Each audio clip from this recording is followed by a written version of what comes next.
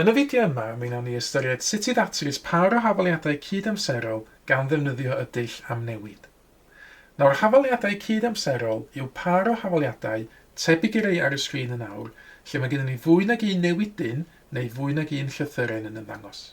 Yn yr hafaliadau cydamserol yma, y newidynau neu'r llythrennau yw X ag Y. Ac wrth ddatrys yr hafaliadau cydamserol yma, dyn ni'n trio ffeindio gwerth ar gyfer X a gwerth ar gyfer Y, fel bod 3 gwaith X adio 10 gwaith Y yn 32, ac ar yr un pryd, neu yn gydamserol, mae 2 waith X adio 5 gwaith Y yn rhaid 18 iddyn ni. Nawr, fyddai wastad yn cychwyn datrys hafaliadau cydamserol trwy luosi'r hafaliadau yma mwyn cael y termau mewn X yr un fath. Nawr, ar hyn o bryd, dydy'r termau mewn X ddim yr un fath. Mae gennym fi 3X yn yr hafaliad cyntaf, 2X yn yr ail hafaliad.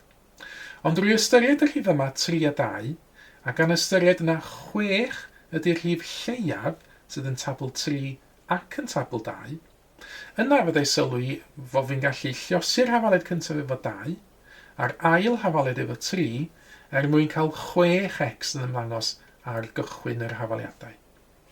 Hynny ydy, os dwi'n llosi'r hafaliad cyntaf efo 2, 3X llosi 2 yn 6X, 10 Y llosi efo 2 yn 20Y, a wedyn mae 32 llosi efo 2 yn 64.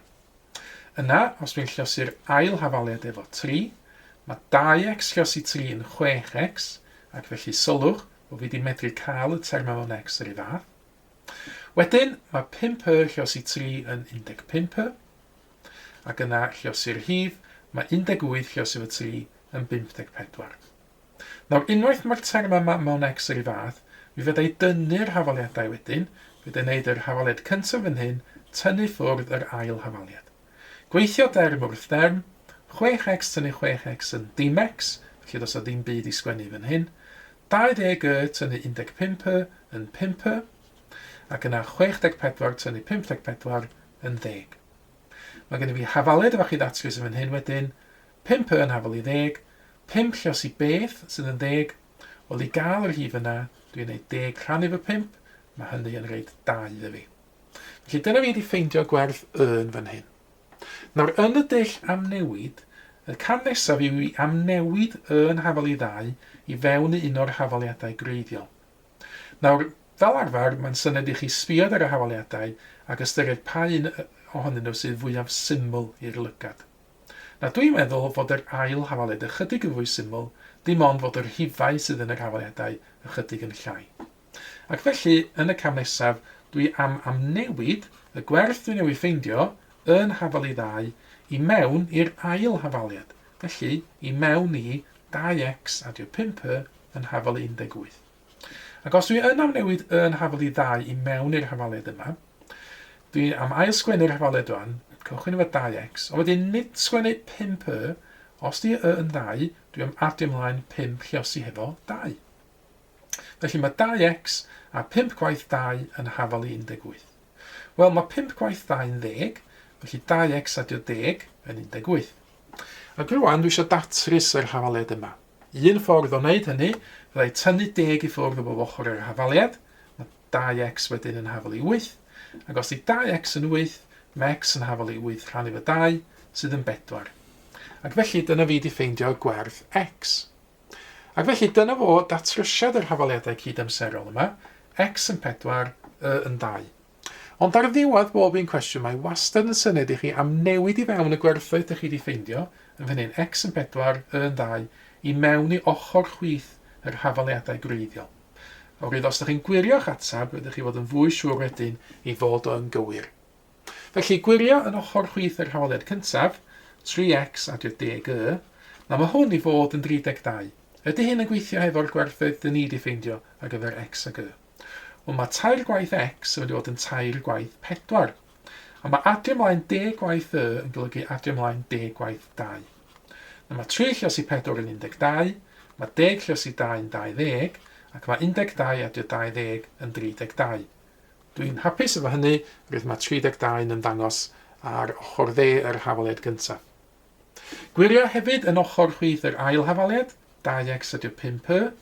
A beth yw hynna hefo'r gwerthoedd x yn 4, y yn 2? Wel, mae'n dod yn 2 waith x, 2 waith 4 felly, ac adio ymlaen 5 gwaith y, 5 gwaith 2. Mae hynna'n dod yn 8, adio 10, sydd yn 18, ac eto dwi'n hapus efo hynny, rwyf 18 dwi fod i gael.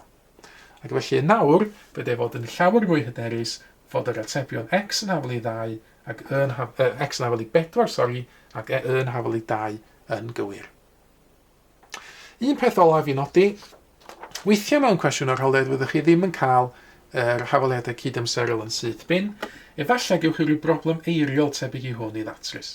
Nawr yn yr un yma, mae Sara'n cyfrifo bod 5 gwaith ei hoedran hi a 3 gwaith oedran ei brawd yn rhoi cyfanswm o 100.